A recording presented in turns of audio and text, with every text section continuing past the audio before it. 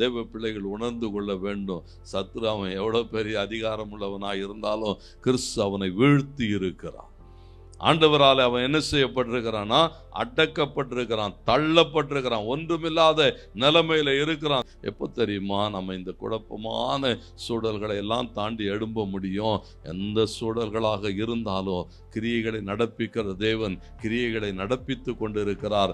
அதை உணர்ந்து கொள்ளுகிறதற்கு அவருடைய தரிசனத்துக்காய், அவருடைய வார்த்தைகளுக்காய், அவருடைய சமூகத்தில் காத்திருக்கிற போது மெய்யாகவே கர்த்தர் நம்மோடு கூட பேசுவார். அவர்கிட்ட சொல்லுங்க, ஆண்டவரே, இதுதான் எங்க பயம், இதுதான் எங்க பலவீனம், இதுதான் நாங்கள், இவைகளை நாங்கள் ஆளுகிறோம், அவைகளை எங்களை ஆளுகிற எல்லாவற்றையும் அவர் சமூகத்தில் சொல்லுகிற போது அவைகளை குறித்த சகல காரியங்களையும் கர்த்தர் நமக்கு சொல்லி தருவார். மோசே கிட்ட சொன்னார், நீ போ, நானும் கூட வருவேன், நீ ஜெயமாய் திரும்பி வருவார்.